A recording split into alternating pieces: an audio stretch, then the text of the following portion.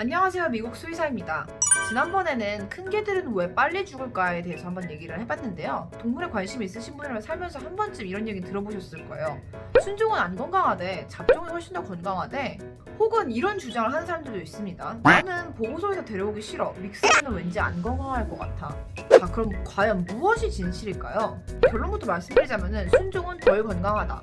이거는 어느 정도 사실입니다. 순종은 순종만의 유전병들이 있고 평균 수명에도 차이가 있습니다. 실제로 강아지들의 수명을 조사한 논문에 따르면은 순종 퓨어브레드가 믹스견들보다 평균 수명이 1년에서 2년 정도가 더 짧다고 해요. 고양이는 따로 조사한 게 없지만은 대부분 비슷하다고 보시면 됩니다. 여기에는 여러 가지 이유가 있겠죠. 일단 여러분들이 아셔야 될 거는 애초에 품종이라는 개념 자체가 인위적인 교배로 만들어졌다는 것입니다. 사람은 몇 촌 이하에 가까운 친지랑은 결혼을 못하게 돼 있잖아요. 여기에는 많은 사회적이나 다른 이유도 있지만은 의학적인 관점으로 봤을 때 가장 큰 이유는 유전병을 가진 유전자를 양쪽 부모에서 받게 되면은 유전병이 나타날 확률이 훨씬 더 높아지기 때문이죠. 그렇기 때문에 부모가 만약에 가까운 친척 간이거나 공통된 조상에서 온 사람들이라면은 당연히 비슷한 유전자를 가지고 있을 확률이 높아질 수밖에 없고, 때문에 혹시 부모 때에 나타나지 않더라도 자식들에게 유전병이 발현될 확률이 높아질 수밖에 없습니다.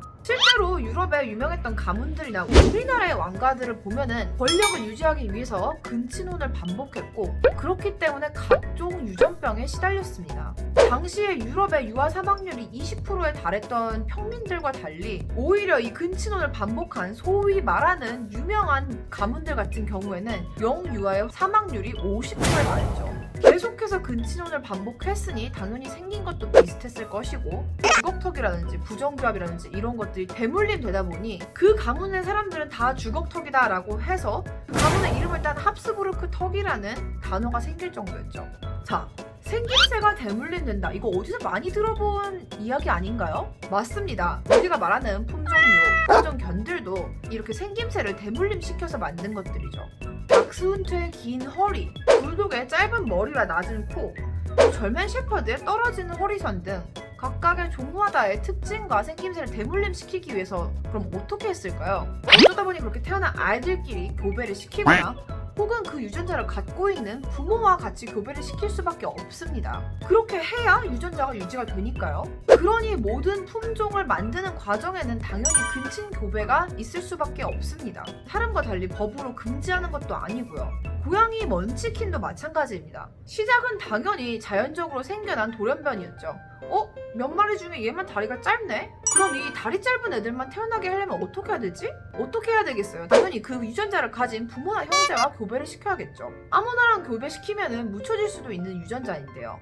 근데 그러면은 우리가 원하는 짧은 다리, 긴 허리, 눌린 코 이런 것만 유전이 될까요?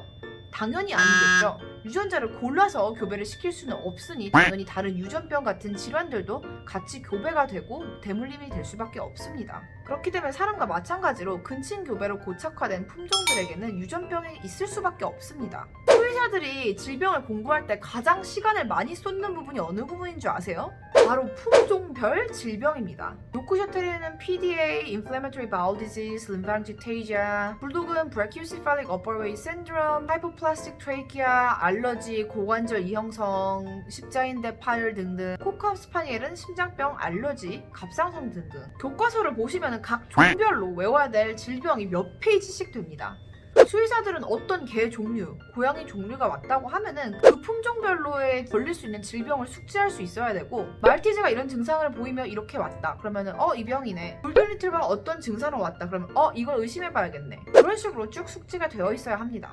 참 여러분, 그 흔한 슬개골 탈구도 다 사실 유전인 거 아시죠? 유전병을 스탑하기 위해서는 이 아이들은 무조건 중성화를 시키고 교배를 시키지 말아야 되는데, 이런 지식에 전무한 사람들이 가정교배랍시고 계속 분양을 하니 한국은 슬개골 탈구가 없는 개가 없을 정도로 굉장히 흔한 편이죠. 정말 종에 대한 완벽한 이해와 지식을 가진 사람이 아닌 이상은 가정교배를 금지시켜야 되는 이유기도 하고요.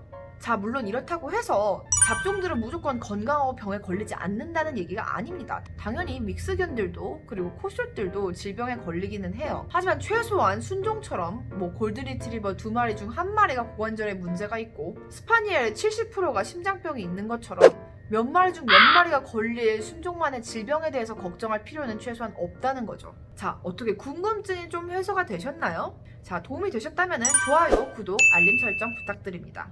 자, 지금까지 미국 수의사였습니다.